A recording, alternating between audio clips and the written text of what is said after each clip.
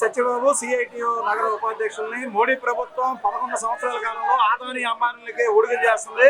భారతదేశంలో కార్మికుల్ని రైతులను నాశనం చేస్తుంది. దేశంలోని ఆస్తులని తెగనమ్మేస్తుంది. మరోవైపు దేశం యొక్క ఐక్యతను దెబ్బతీస్తుంది. అందుకోసం ఈ దేశాన్ని కాపాడుకోవడం కోసం, కార్మికులను కాపాడుకోవడం కోసం, రైతులను కాపాడుకోవడం కోసం, భారతీయులను కాపాడుకోవడం కోసం ఈ దేశవ్యాప్త సమ్మె జరుగుతుంది. భారతీయులందరూ కూడా ఐక్యం కావాలి. ఈ మోడీ ఆదాని అంబానీ దోపిడీ రాజ్యాన్ని కోలుదేయాలని విజ్ఞప్తి చేస్తున్నాం. భారతదేశ వ్యాప్తంగా దాదాపు 40 కోట్ల మంది కార్మికులు సమ్మె చేస్తూ ఉన్నారు. ప్రధానంగా ఈ సమ్మెకు ప్రధానమైనటువంటి కారణం ఆ దేశాన్ని సంపద సృష్టిస్తున్నటువంటి కార్మిక వర్గానికి ఉపయోగపడే 44 కార్మిక చట్టాలను రద్దు చేయటం, దేశానికి వెనుముగ్గా ఉన్నటువంటి రైతాంగానికి మరి నష్టం తెచ్చే 3 నల్ల చట్టాలు తేవడం ద్వారా కార్మిక వర్గం, రైతాంగం, ఉద్యోగ ఉపాధ్యాయులందరూ కూడా ఈ సమ్మెలో పాల్గొంటున్నారు. కేంద్ర ప్రభుత్వం ప్రైవేటీకరణ విధానాలు ప్రధానంగా విశాఖ ఉక్కు పరిశ్రమని, రైల్వేని, ఎల్ఐసిని ఇలాంటి సంస్థలన్నింటినీ కూడా ప్రైవేటీకరిస్తున్నారు. బ్యాంకులను జాతీయకరణ చేస్తే, పోరాటం ద్వారా సంపాదిస్తే బ్యాంకులు కూడా ప్రైవేటీకరించే ప్రయత్నాలు ఉన్నందువల్ల ఈరోజు లక్షలాది మంది బ్యాంకు ఉద్యోగులు కూడా సమ్మెలో పాల్గొంటూ ఉన్నారు. ఉక్కు కార్మికులు పాల్గొన్నారు, సింగరేణి కార్మికులు పాల్గొన్నారు. అందువల్ల యావత్తు కార్మిక వర్గం ఈ సమ్మె పాల్గొంటున్నారు.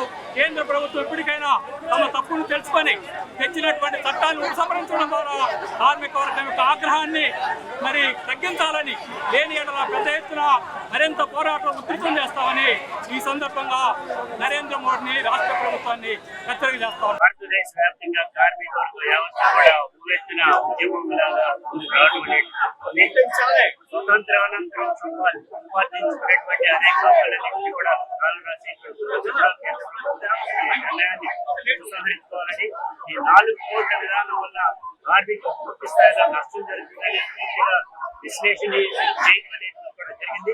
కాబట్టి వెంటనే వీటన్నింటినీ కూడా గతంలో ఏదైతే ప్రభుత్వం కానీ లేకపోతే కనుక వాజ్పేయి ప్రభుత్వం కానీ ఏ రకమైతే వెనుకడు వేయడం అనేది ఇవాళ కోట్లాది మంది ప్రజలకు భారతదేశంలో ఓటర్లకు వచ్చారు. ఇప్పటికైనా కానీ ఈ నిర్ణయాన్ని మార్చుకుని వెంటనే పాత చట్టాలన్నింటినీ కూడా కొనసాగించాలి. దానికి తోడు 10 గంటల విధానం, 10 గంటల పై చేసేటువంటి దాన్ని కూడా తగ్గించి భారతదేశ వ్యాప్తంగా 8 గంటల విధానాన్ని మాత్రం కొనసాగించాలి. కార్యక్రమాలు చేపట్టారు. 25 కోట్ల మంది కార్మికులకు ప్రాతినిధ్యం వహిస్తున్నటువంటి 10 కేంద్ర కార్మిక సంఘాల ఆధ్వర్యంలో దేశవ్యాప్తంగా సమ్మె జరుగుతుంది. కేంద్ర నరేంద్ర మోడీ ప్రభుత్వము సుదీర్ఘ కాలం పాటు కార్మికుల పోరాటం సాధించినటువంటి 29 కార్మిక చట్టాలను కుంగలో పెట్టి పెట్టుబడిదారులకు అనుకూలంగా, కార్పొరేట్ అనుకూలంగా 4 లేబర్ కోడ్లు తీసుకొచ్చారు. వాటిని రద్దు చేయాలని చెప్పేసి, అదేవిధంగా ఈరోజు స్మార్ట్ మీటర్లు బిగిస్తున్నారు. వాటిని రద్దు చేయాలని చెప్పేసి, అదేవిధంగా విద్యుత్ ఛార్జీలు పెంచారు. వాటిని రద్దు చేయాలని చెప్పేసి ప్రజాతరపు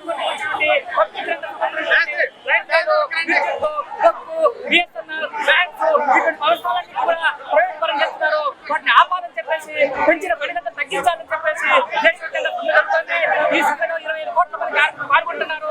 ఇప్పటికైనా నరేంద్ర మోడీ బీజేపీ ప్రభుత్వము దిగివచ్చి కేంద్ర నాయకత్వాన్ని సంప్రదించి 17 చార్టర్ ఆఫ్ డిమాండ్ తోటి ఈ సమ్మె డిమాండ్ కూడా పరిశీలించాలని, లేకపోతే ఈ సమ్మె మరింత ఉధృతమవుతుంది. ఈరోజు ఒకరోజు సమ్మె, లేకపోతే 2 రోజులు 3 రోజులు కూడా జరిగే అవకాశం ఉంది.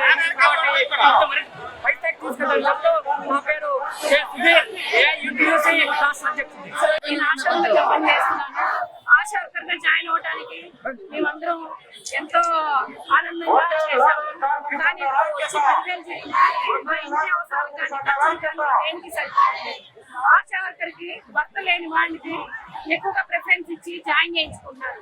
ఒక భర్త లేని స్త్రీ ఈ 10,000తో తన పిల్లల్ని చదివించుకుంటూ అటు కుటుంబాన్ని ఎలా నడుపుతుందని అడుగుతున్నానండి.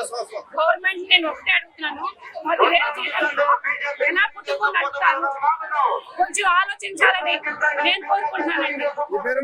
నా పేరు కళ్యాణి అండి, విరిపురం ఆశా వర్కర్ని.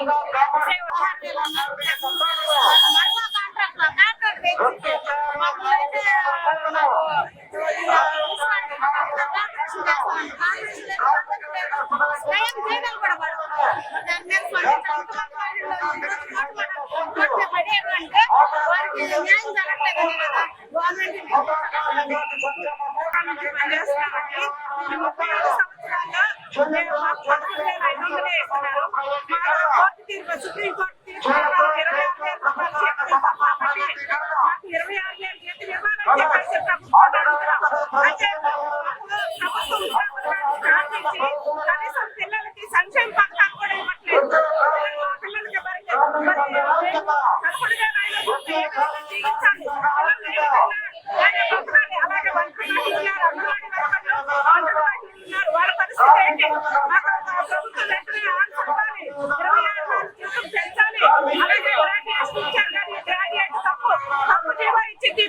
ప్రభుత్వం మరి వైఎస్ఆర్సీపీలో ఉన్న ప్రభుత్వం గ్రాడ్యుయేట్ నేరుగా ఇస్తే ఈ ప్రభుత్వం తప్పుడు జీవో ఇచ్చేసి మీకు గ్రాడ్యుయేట్ ఇచ్చారు అంటారు. కానీ మాకు సకాలానికి మేము చేస్తున్న పనికి పరిమాణం ఎక్కువైంది కాబట్టి ఆ పనికి తగ్గ వేతనాన్ని ప్రభుత్వాన్ని అడుగుతున్నాం. మాకు వెంటనే జీతం పెంచాలని అనుకుంటున్నాం.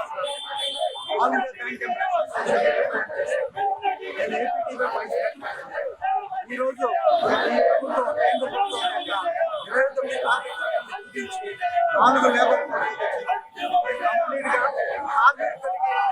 లేబర్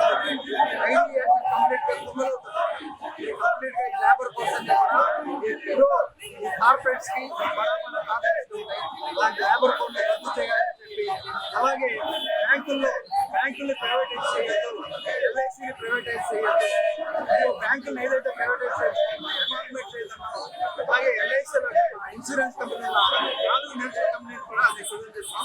అట్లాగే జిఎస్టీ మనం ఎల్ఐసి మీద కానీ వీటి మీద కట్టే ప్రీమియం మీద జిఎస్టీ అవుతుంది. అంతకన్నా హీనమైన ఇది లేదు. వాటిని కూడా రద్దు చేయాలని, సామాన్య ప్రజలకు ఏదైతే సర్వీస్ చార్జెస్ మీద వసూలు చేస్తున్నారో వాటిని తగ్గించాలని కూడా ఈ రోజు బ్యాంకింగ్ ఇండస్ట్రీలో దాదాపు 5 లక్షల మంది ఎంప్లాయీస్ ఆఫీసర్స్ కలిసి ఒకరోజు స్ట్రైక్ ద్వారా నిరసన తెలియజేస్తాం. ప్రభుత్వం కనుక దిగి వచ్చి ఆ కోడ్లు కనుక ఉపయోగించుకుంటే రేపు పొద్దున నిరవధిక సమస్య చేయడం కూడా ఏబిఏ బేకరీ అని చెప్పి ఈ రకంగా తెలియజేస్తాం. బ్యాంక్ ఎంప్లాయీస్ ఫెడరేషన్ జూలై 9న బ్యాంక్ ఉద్యోగులు ప్రధానంగా లేబర్ కోర్స్ కార్మికులకి ఉద్యోగులకు వ్యతిరేకంగా చేశారు. దీనివల్ల సంఘం పెట్టుకునేందుకు భావప్రశ్న హక్కు పైన తీవ్రమైన దాడి చేస్తా ఉన్నారు. వాళ్ళ సమ్మె చేసే హక్కు కూడా తీసివేసే పరిస్థితి ఏర్పడుతూ ఉంది. కాబట్టి లేబర్ కోర్స్ తక్షణ ఉత్తర్వులు ఇవ్వాలని దాంతో పాటుగా బ్యాంకింగ్ సెక్టర్ లో సర్వీసులు పెంచడం కోసం బిజినెస్ ఆధారంగా సైంటిఫిక్ గా రిక్రూట్మెంట్ జరగాలనేది, సఫిషియెంట్ రిక్రూట్మెంట్ జరగాలనేది, దాదాపుగా 2.5 లక్షల వైద్యులకు ఉద్యోగ ఖాళీలు ఉన్నాయి. ఆ ఖాళీలు తక్షణం భర్తీ చేయాలని చెప్పి